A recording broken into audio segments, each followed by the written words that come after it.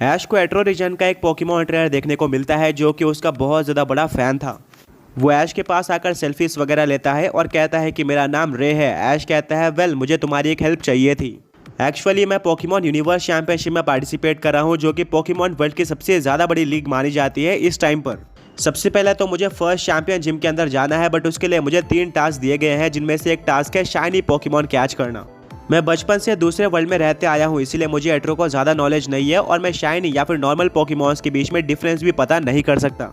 रे कहता है मैं समझ गया, तुम्हें मदद चाहिए एक शाइनी पोकेमॉन कैच करने के लिए। वेल क्या तुम मुझे बता सकते हो कि क्या वो शाइनी पोकेमॉन किसी पर्टिकुलर टाइपिंग का होना चाहिए या फिर किसी पर्टिकुलर कैटेगरी से बिलोंग करना चाहिए, जैसे कि फुली इवॉल्व, सूडो लेजेंडरी या फिर लेजेंडरी। ऐश कहता है नहीं, ऐसी कोई क्राइटेरिया नहीं है, बस मुझे एक शाइनी पोकेमॉन कैच करना है। रे कहता है ऑलराइट, तुम बिल्कुल परफेक्ट इंसान के पास आए हो, क्योंकि मैं पोकेमॉन ट्रेनर तो हूँ पर मेरी हॉबी है शाइनी हंटिंग करना, इसीलिए मुझे शाइनी हंटर भी कहा जाता है।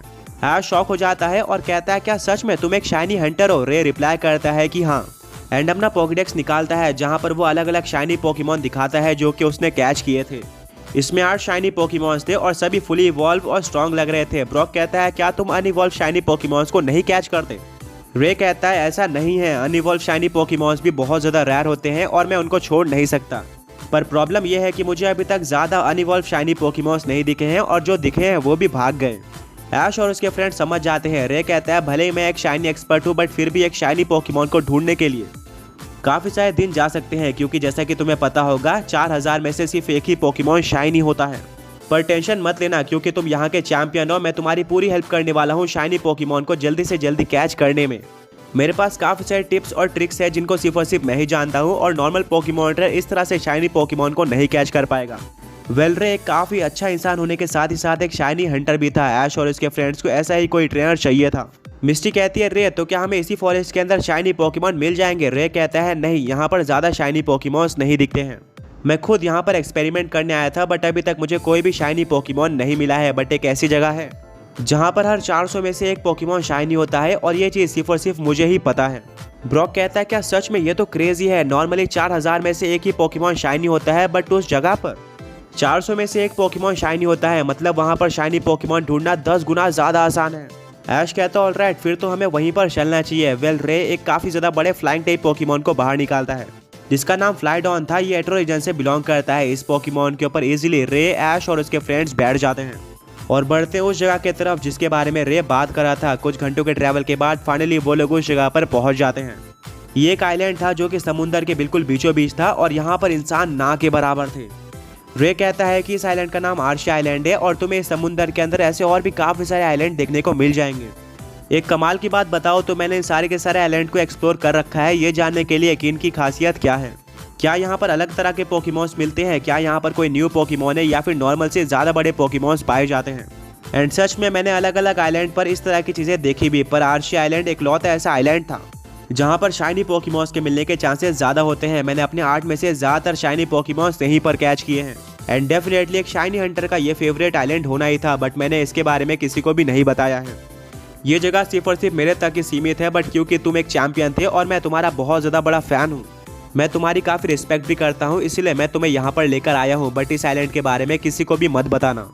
ऐश कहता है श्योर, तुम हमारे ऊपर पूरा भरोसा कर सकते हो। रे कहता है अगर आगे जाकर टाइम मिला तो मैं तुम्हें बाकी आइलैंड्स के ऊपर भी घुमाऊंगा जहाँ पर तुम्हें और भी काफ़ी सारे रेयर पोकेमॉन्स मिलेंगे जो कि नॉर्मली कहीं पर भी नहीं मिलते हैं। वेल अब ऐश, उसके फ्रेंड्स और रे फॉरेस्ट के अंदर घुस जाते हैं। इस आइलैंड पर पोकेमॉन्स कम थे, पर जो भी थे वो स्ट्रॉन्ग और फुली इवॉल्व थे। आगे बढ़ने से पहले पिछले पोके क्विज के विनर्स ये रहे। एंड आज का क्वेश्चन ये है कि क्या ऐश के फादर के पास एक डार्क टाइप का मिथिकल पोकेमॉन है? अगर हाँ तो उसका नाम क्या है? ऐश और उसके फ्रेंड्स के सामने काफ़ी सारे पोकेमॉन्स आते हैं, पर रे किसी में भी इंटरेस्टेड नहीं था क्योंकि उसको पता था कि इनमें से कोई भी शाइनी नहीं है। रे कहता है शाइनी के लिए हमें काफ़ी ज़्यादा मेहनत करनी पड़ती है, भले ही यहाँ पर शाइनी मिलने के चांसेस 10 गुना ज़्यादा है, बट फिर भी उनको ढूंढना काफ़ी मुश्किल होने वाला है। वेल ऐश और उसके फ्रेंड्स आइलैंड पर घूमते रहते हैं और हर कोने में जाकर काफ़ी सारे पोकेमॉन्स को इनकाउंटर करते हैं। कोई पोकेमॉन काफ़ी स्ट्रॉन्ग था जो कि ऐश के साथ फाइट भी करता है, वहीं पर कुछ पोकेमॉन भाग जाते हैं, पर प्रॉब्लम ये था कि इनमें से कोई भी पोकेमॉन शाइनी नहीं था। शाम हो जाती है और अब तक ऐश और उसके फ्रेंड्स ने लगभग 450 पोकेमॉन्स को इनकाउंटर कर लिया था। ब्रॉक कहता है शायद आज हम अनलकी हैं, क्योंकि रे के इक्वेशन के हिसाब से अभी तक हमें एक शाइनी पोकेमॉन दिख जाना चाहिए था, बट 50 और पोकेमॉन्स देखने के बाद भी अभी तक हमें शाइनी नहीं दिखा है। ऐश और उसके फ्रेंड्स काफी थक चुके थे और रेस्ट करना चाहते थे, पर रे अभी भी पूरी तरह से अलर्ट था और एक शाइनी पोकेमॉन को ढूंढने की कोशिश कर रहा था। ये एक शाइनी हंटर ही कर सकता है। वो कहता है कम ऑन, अगर तुम इस तरह से हार मान लेते हो तो तुम्हें कभी भी कोई शाइनी पोकेमॉन नहीं मिलेगा, हमें और ट्राई करना होगा। रे की बात मानते हुए ऐश और इसके फ्रेंड्स और भी ढूंढना स्टार्ट करते हैं। लगभग 150 और पोकेमॉन्स को इनकाउंटर करने के बाद अब रात हो जाती है एंड अब हद पार हो चुकी थी, क्योंकि ऐश और उसके फ्रेंड्स ने अभी तक टोटल 600 पोकेमॉन्स को देख लिया था, बट उनमें से कोई भी शाइनी नहीं था। एंड अब इक्वेशन के हिसाब से पोकेमॉन्स काफी ज्यादा बढ़ चुके थे। ब्रॉक, मिस्टी और सरीना रेस्ट लेने का सोचते हैं, बट ऐश को किसी भी तरह से शाइनी पोकेमॉन चाहिए था। वहीं पर रे तो हर बार की तरह अलर्ट होता है। ऐश कहता है मिस्टी, ब्रॉक और सरीना तुम लोग रेस्ट कर सकते हो, मैं और रे बाकी के रात में शाइनी पोकेमॉन ढूंढेंगे। ऐश ओल्ड मैन का दिया हुआ वो डिवाइस इस्तेमाल करता है जिससे एक ट्रांसपेरेंट टेंट बन जाता है एंड इसमें मिस्टी, ब्रॉक और सरीना आराम करते हैं। वहीं पर रे और ऐश कंटिन्यू करते हैं शाइनी हंटिंग करना। ऐश कहता है रे, क्या तुम्हें इतने टाइम तक शाइनी पोकेमॉन ना मिलने के बाद थकावट फील नहीं होती है? एंड ऐसा नहीं लगता है कि मुझे शाइनी पोकेमॉन ढूंढना बंद कर देना चाहिए? रे एक स्माइल करता है और कहता है कि ऐश, अगर एक शाइनी हंटर ने ऐसा सोचना स्टार्ट कर दिया तो उसको कभी भी अपने जिंदगी में शाइनी पोकेमॉन्स नहीं मिलेंगे।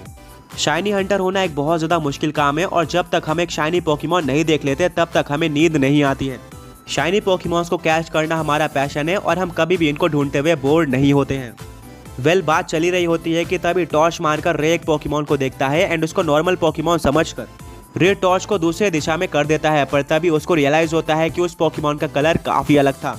वो उस पोकेमॉन के ऊपर टॉर्च दोबारा लेकर जाता है और वो रेड कलर का था। इसको देखते ही रे की आंखें खुली की खुली रह जाती हैं एंड वो काफी जोर से चिल्लाता है कि वो रहा शाइनी। उसकी आवाज सुनते ही वो पोकेमॉन भागना स्टार्ट कर देता है, बट ऐश इस चीज के लिए रेडी था। वो कहता है पिकाचू, अभी उस पोकेमॉन के ऊपर थंडरबोल्ट का इस्तेमाल करो।